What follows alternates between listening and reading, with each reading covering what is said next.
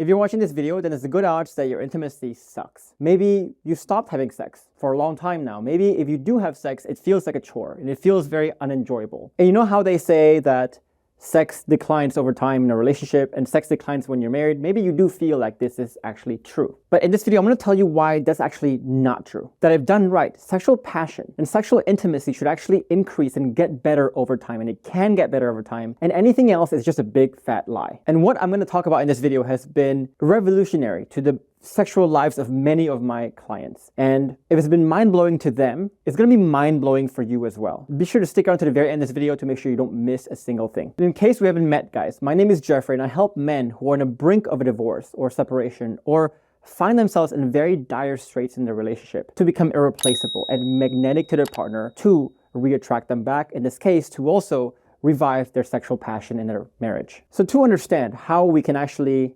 increase the sexual satisfaction in a relationship over time, we need to first understand the differences, the fundamental differences between the masculine and feminine sexual experiences. So if you look at the masculine sexual experience, and there's three dimensions we can look at this at. The first dimension is the spiritual dimension. So if you look at it in the spiritual sense, it's more of a active and, for lack of a better word, a thrusting sensation to it. And if you look at it logically, you can look at this like it's more of a leadership role. So imagine a dance happening and imagine the leading role of that dance. The purpose of the masculine figure is to provide structure to that dance. And you can also look at this biologically too. If you look at the primary biological factor behind male sexual performance, it's really testosterone that are associated with behaviors that has to do with activity, that has to do with thrusting again. So whether you look at it in all these different forms, the male sexual experience is a very active form, it's a very thrusting experience. But if you look at the female sexual experience, it's a complete opposite. So if you look at it spiritually, the female experience is more of a falling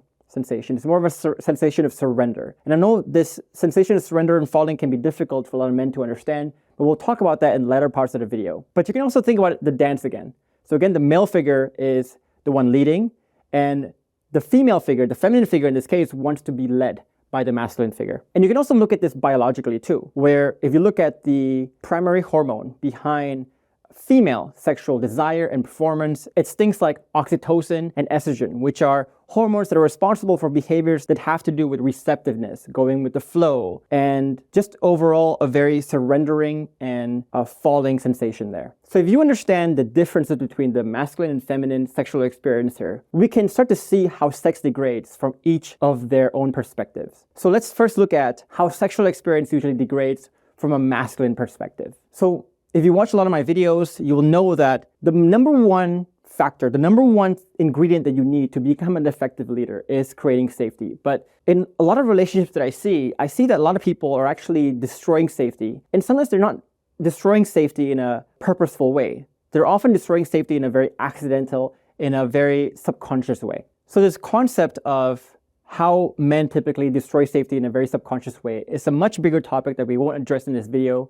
But if you want to watch more about this, then feel free to watch some of my client stories above my head and also down below this video to learn more about the subconscious ways that they have realized how to destroy safety.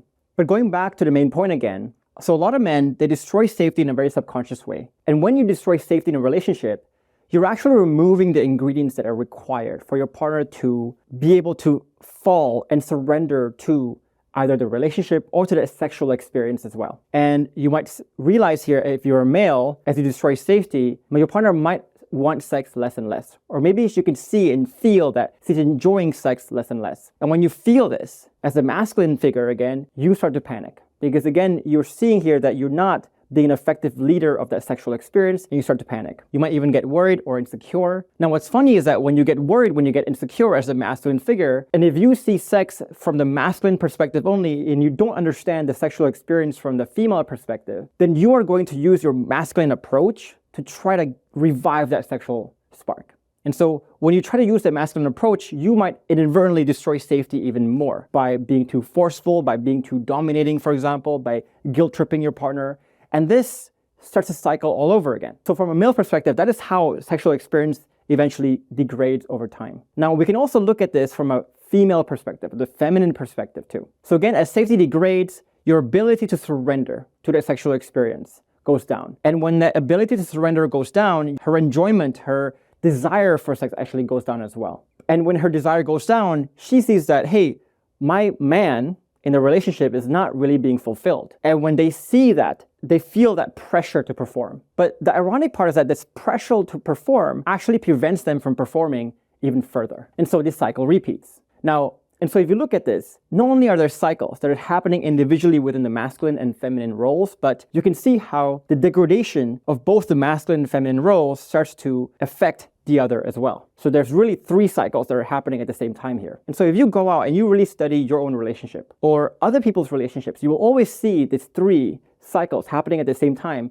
And that's what's leading to the degradation of a sexual life in a typical relationship. Now, unfortunately, a lot of people are not aware of these 3 cycles that are happening. And so you watch your sex life degrade over a long period of time, sometimes even decades, and you find yourself confused as to why that's happening. And so that's why a lot of people, when they're asked, okay, why have your sexual life gone down? The best answer they can give is, well, doesn't everyone's? Isn't that what it's supposed to do? Now, to further understand the mechanics behind this degradation, we need to understand another principle of the difference between falling and striving outcomes. So in life, you have to understand that there are 2 kinds of outcomes we can get in life. One type is what we call the striving outcomes. And the striving outcomes, if you look at this, the more willpower, the more effort you place into getting a striving outcome, the closer you actually get to that striving outcome. So think here, for example, like lifting weights. If you're in the gym, if you're trying to lift a heavy weight, and the more willpower you exert to lifting that weight, the more you will actually lift that weight. But there's a whole other category of outcomes that in life that we call falling outcomes. And think of this like falling asleep, for example, or falling into rest, or even falling in love. The more willpower you exert to falling asleep, the less likely you will actually fall asleep. Think about this. The more you try to rest, the more pressure you give yourself to rest, the less likely it is to fall to rest. Now, if you look at this in the feminine and masculine perspectives again, and if you look at this especially from the feminine perspective, the more pressure you give your partner to perform sex, to want sex, and again, the feminine perspective is more of a falling sensation, the less likely it is for her to actually desire and want and enjoy sex. So the biggest mistake that you can make from the masculine perspective is trying to use some striving processes to try to get some falling outcomes. In this case, the act of sex from a feminine perspective is a very falling outcome. But if you're trying to use striving processes to get falling outcomes, you're gonna fail. It's gonna backfire hard on you. So if you're trying to pressure your partner to having more sex, to guilt trip them, to dominate over them, to get upset and angry at them, to get all manipulative at them, then you're actually going to contribute to the degradation and make it even harder for her to actually want sex, to desire sex, feel good about sex, etc. And so unfortunately, that's what a lot of men do though. They try to force their partner either through very overt ways, like very obvious ways, or sometimes the not so obvious ways too. And doing this is like trying to force someone and force yourself to fall asleep. It just doesn't work. And so if we understand that this sensation of being able to fall and being able to surrender is so important for the feminine side to the sexual experience, then how do we create a culture in the relationship or an environment in the relationship that actually fosters her ability to do that? And the number one thing we need to focus on here is safety. And that's the reason why safety, if you look at the 5 pillars of my relationship pillars, safety is always the foundational part. Because if you are able to create safety, then you are fostering this environment where she can surrender. But if you destroy safety, you will make it pretty much impossible for her to be able to surrender and feel good about the relationship or even the sexual experience, anything about the relationship. And you will begin to see the truth of this when you start to see how this manifests in a lot of relationships that you see. So for example, people always say that women are attracted to men who are masculine. But let me correct that. Women are attracted to men who embody healthy masculinity, but they're really turned off from people who embody toxic masculinity. So to break this down further, we know that masculinity creates attraction. But why does it? It's not that the masculine traits itself is what is attractive to the opposite sex. What they're really attracted to are what the masculine traits symbolize. So, for example, we often associate traits like dominance and assertiveness to be masculine. Now, if you assert too much dominance to the point where it goes away from healthy masculine to toxic masculine, then that actually no longer becomes attractive. So it's not like the more assertiveness, the more dominance you show, the more attractive you become. At some point, it does start to fall, because when it falls to that toxic masculine state, it becomes very unattractive. But if you stay in this balance where you are showing assertiveness in the correct way and dominance in the correct way, in a healthy way, then that's actually very attractive. Now, if you look at this healthy segment right here, the underlying reason why that's attractive is because the assertion that you show and the dominance that you show, the confidence that you show is in a healthy level that actually creates safety. But once the dominance, let's say, goes over to the toxic side where it becomes less safe, that becomes unattractive. So the attraction is based not on the masculine traits, but really on the safety that it symbolizes, that it creates. So to understand this deeper, we have seen instances, for example, where men become too dominating, too aggressive, that it becomes a major turnoff for women. So understand that behind attraction too is not that women are attracted to masculine men. Women are attracted to men who possess the healthy masculinity to actually create safety. Safety is always the root behind that attraction. And it's also why, if you look at the female sexual experience and how to actually create that sexual passion, you might realize that women need a lot of time. They might need a lot of foreplay. And foreplay here is not what you guys are thinking. It's more of the flirtatious side of things, the flirtation, the build up towards the sex itself. And you might also realize that they need time, at least more time than a man would need to build up their sexual desire over time. They just can't turn on like how men can. And they need a lot of time to actually feel safe, to feel like they're in a safe environment. And you can also see when women are in dangerous situations, during stressful times, or during times when you have a lot of conflict in a relationship, for example, they often don't have the desire for sex. Now, of course, you might see those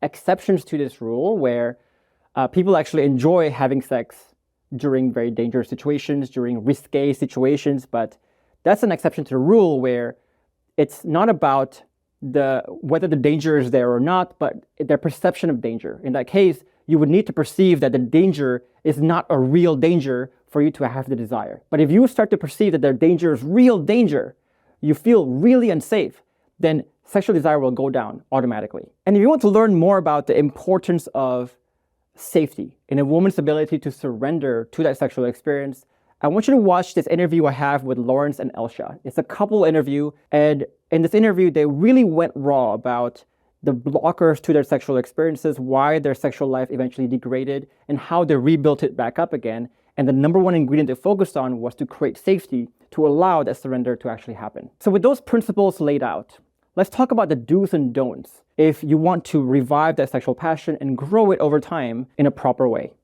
So number one is start focusing on quality and not quantity. If you look at a lot of the articles around the health of your sexual life, or even watch some videos on it, you will see that it trains you to think about quantity as a measure of how successful or how good your sex life is. But when you focus on quantity like this, so for example, you might hear this notion of healthy couples have sex 3 times a week. If you focus on quantity like this, then it actually creates a lot of pressure and a lot of guilt as well when you realize that you're not meeting that 3 number. And that's what we talked about before. When you add this pressure to the act of sex that is supposed to be a falling sensation, especially for the feminine side, then you can see how this pressure can really lead to the degradation. And this is why for a lot of couples, they see sex not as play, as a fun thing to do, as something that they should desire, but as a chore, as a checkbox they need to check. And if this happens for years or even decades in a relationship, you can clearly see how this eventually leads to the total degradation of their sexual life. So healthy couples, they don't focus on quantity, they focus on quality.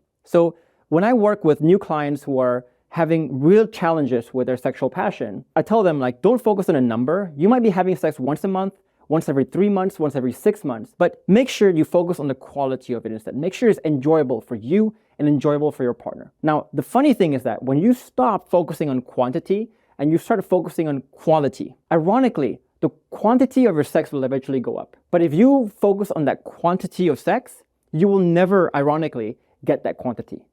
Think about that for a bit. And I know a lot of you listening to this are going to struggle to understand this, right? Jeff, you want me to focus on building the quantity by not building the quantity? Well, again, you have to understand that we're playing a different game here.